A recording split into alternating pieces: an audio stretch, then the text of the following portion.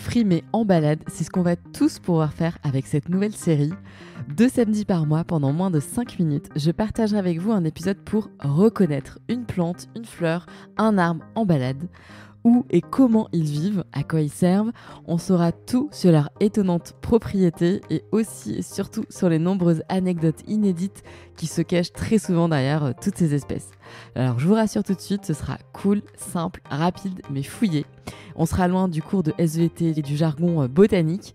Ici, la frime, ce sera en mettre plein la vue à nos copains en balade et surtout savoir tout plein de petits trucs indispensables sur les végétaux que l'on croise pour encore plus s'émerveiller du formidable mystère de la nature.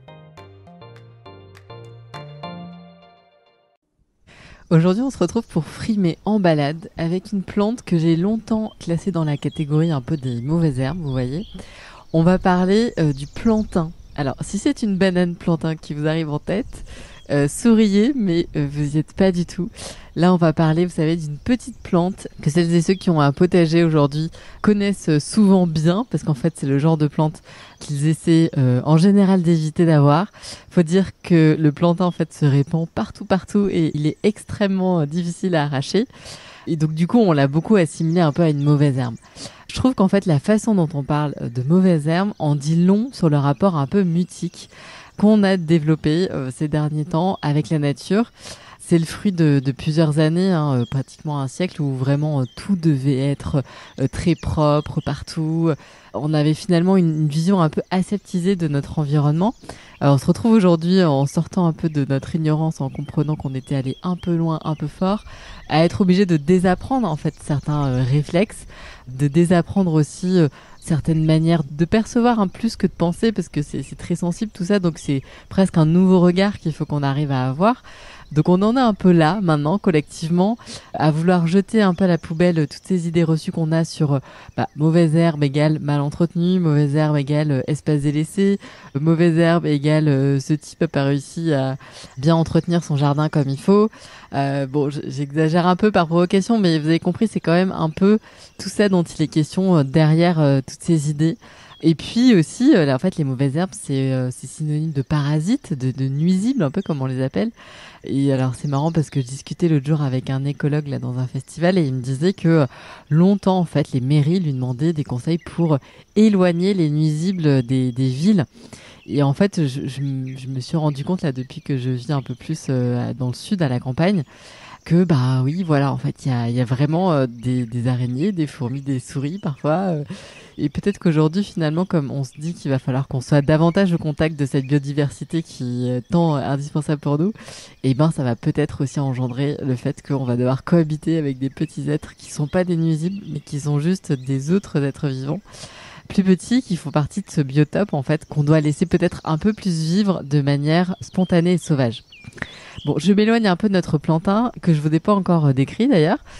Mais c'est une certitude, vous avez forcément déjà croisé cette plante quelque part, dans vos balades, c'est quasiment sûr. Mais vous avez peut-être pas dû, savoir la reconnaître ni la nommer. Le plantain, figurez-vous que c'est un peu une plante magique, parce que Pline, vous savez, le grand écrivain de la Rome antique, disait que le plantain guérissait 24 maladies. Donc voilà cette plante, mauvaise herbe en plus, robuste et indépendante, qui va se révéler être un antidote à pas mal de maux. Et c'est assez drôle d'ailleurs parce que c'est souvent le cas des plantes comme ça qu'on a délaissées qui se révèlent finalement avoir des vertus pas possibles. Alors, c'est pas forcément la plante la plus belle, et dans la nature, c'est drôle parce que du coup, cette perception de la beauté, elle est complètement différente. Dans la nature, c'est pas forcément ce qu'on y est perçu comme étant le plus beau qui est le plus utile. Et donc, c'est peut-être aussi là un test de la nature. On ne sait pas, de savoir comment est-ce qu'on allait se comporter, nous, les humains, face à ces plantes qui n'étaient pas sensationnelles, qui n'étaient pas extrêmement complexes d'un point de vue esthétique, mais qui finalement étaient assez géniales et nous voulaient beaucoup de bien. Et c'est vrai qu'en fait, toute cette mouvance avec l'horticulture, etc., toutes ces écoles qui ont un peu érigé nos goûts esthétiques des végétaux en fonction aussi de la beauté juste formelle de certaines fleurs. Donc là, voilà, on n'est plus du tout là. Et vous allez voir que dans moins de 5 minutes, vous serez prêt à frimer en balade et à partager avec le plus grand nombre tous les secrets du plantain. Donc c'est une herbe vivace en fait qui est résistante. Elle mesure en général entre 20 et 60 cm de haut. Donc elle n'est pas non plus très très grande, vous voyez. Il y a plusieurs variétés qui existent évidemment. Certaines ont des feuilles qui sont plaquées au sol. D'autres plutôt des feuilles un peu relevées légèrement comme ça, un peu en forme de touffe. Pour rapidement peut-être vous donner un élément de comparaison qui va peut-être être un peu plus simple pour nous. Je ne sais pas si vous vous rappelez de cette fameuse plante d'intérieur qui était vendue partout à un moment, soi-disant pour assainir l'air de nos intérieurs, etc. Elle avait des feuilles un peu ovales aussi. Peut-être que voilà, si vous l'avez en tête, disons que c'est pas les opposés. Pour le plantain, en fait, ces feuilles sont vraiment très vertes, comme ça, assez épaisses. Et on a un peu la sensation, même visuellement, en fait, qu'elles sont un peu élastiques.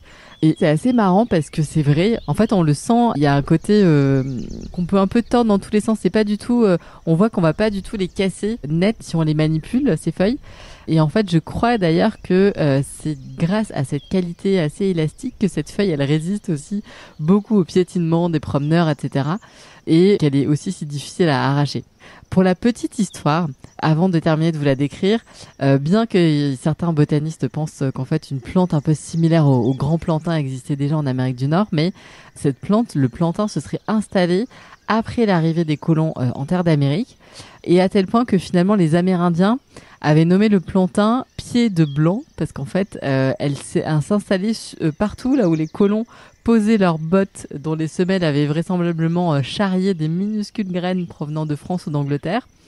Donc bon, on n'était pas là pour confirmer cette histoire. En tout cas, ces graines voyagent et pour cause, en fait, le plantain, c'est vraiment une plante un peu genre sac à graines. C'est drôle parce que de cette touffe de feuilles jaillit une tige où se trouve sa fleur qui a une forme très spéciale en fait. C'est un peu comme si c'était un petit épi de blé ou de brin de lavande, vous voyez, comme un épi cylindrique qui en fait est formé de plein de toutes petites fleurs, vraiment minuscules. Donc c'est un épi de fleurs en fait, si vous voulez, le plantain. Donc ça ressemble voilà comme ça à un petit tube. C'est très caractéristique du plantain. Je vous partagerai des photos là sur Instagram. Et la couleur de cette fleur, donc qui en fait, qu'on appelle fleur, mais c'est vraiment, vous voyez, vous avez compris, plein de toutes petites. Bah, en fait, elle va différer selon les variétés. Il en existe des très belles qui sont un peu grises, vertes comme ça. D'autres plutôt blanches, rosées, qui ont un aspect beaucoup plus doux, beaucoup plus délicat. Sa floraison, en fait, elle est assez longue. Et c'est ça qui est beau, je trouve aussi dans le plantain, c'est qu'on en profite pendant une durée qui est assez longue. En gros, il commence à fleurir, je crois, à peu près à la fin du printemps. Et ça peut s'étendre jusqu'aux premières gelées. Donc, encore en ce moment, peut-être début octobre, là, vous allez trouver des jolies fleurs de plantain. Et en général, je crois que ces fleurs contiennent entre 8 et 16 graines par plante, en fait. Le plantain est aussi une plante, on dit bio-indicatrice. En fait, ça veut dire qu'elle en dit long sur le sol sur lequel elle se développe. Elle a la caractéristique de se développer dans un sol qui manque d'oxygène avec une basse activité bactérienne, en fait. Donc ça va être, vous voyez, surtout les sols très compacts ou alors les espaces un peu marécageux ou de tourbières. Elle va s'installer dans des écosystèmes un peu perturbés. Donc du coup, elle nous indique finalement aussi un petit peu quel est l'environnement dans lequel on se trouve et en fait c'est un peu comme si elle nous envoyait presque des petits messages en se disant bah voilà, ici on a un sol qui est comme ci comme ça et finalement des plantes bio-indicatrices il y en a énormément. Et en fait, moi, ce que j'adore surtout dans le plantain, c'est ses usages. Comme je vous disais, en fait, historiquement, elle est vraiment connue pour ses bienfaits médicaux. Et ça, depuis l'Antiquité. Au tout début de l'épisode, là, je vous parlais de Pline, qui disait que donc c'était un remède à 24 maux. Apparemment, c'est une plante qui est anti-inflammatoire. Elle aurait une action rapide aussi contre les blessures. Elle serait anti-allergique. Donc, en fait, elle calmerait comme ça les réactions allergiques, notamment contre les piqûres d'insectes, mais aussi de moustiques, de guêpes, d'abeilles, de frelons, mais aussi des orties. Et ça, pareil, je trouve ça assez beau pour cette plante parce que voilà que c'est un peu un antidote qui est prêt à l'emploi directement pendant vos balades, qui est accessible. Il suffit finalement, je crois, de frotter un peu des feuilles fraîches de plantain et de se les appliquer directement sur l'endroit où on a justement ces piqûres, notamment les orties. C'est jamais très agréable, donc voilà. Et le plantain serait aussi un très bon antiseptique. Donc là, je crois que c'est plutôt une recette avec des feuilles fraîches qui sont vraiment écrasées pour faire une espèce de petit purée, et donc là qu'on s'applique directement sur la peau. Il se mange aussi le plantain sous forme de salade. Alors, toutes les variétés sont pas aussi bonnes, hein, faut faire un peu attention, mais il y a quand même des parties qui sont comestibles. Même les racines, je crois, qui sont riches en amidon. Les feuilles, du coup, elles vont avoir une saveur un peu plus salée. Donc voilà, il y en a certaines d'ailleurs qu'on va cuire pour être consommées parce que sinon elles peuvent avoir un goût un peu acre. Donc c'est un peu comme, vous voyez, le choucal ou ce genre de choses. Les graines du plantain séchées sont souvent un délicieux repas pour les oiseaux. Ces feuilles sont aussi très très prisées par les chenilles. Et côté symbolique, le plantain, c'est un peu le symbole de la générosité. Apparemment, c'est ce qui dépose à nos pieds ce dont on a besoin. Et dans la Chine ancienne, c'était un symbole aussi de fécondité, sans doute en raison du grand nombre de graines qui étaient contenues dans la fleur. Donc voilà, j'espère que cet épisode vous a plu et que vous allez pouvoir frimer en balade avec cette plante complètement inédite, un petit peu dont on parle pas beaucoup.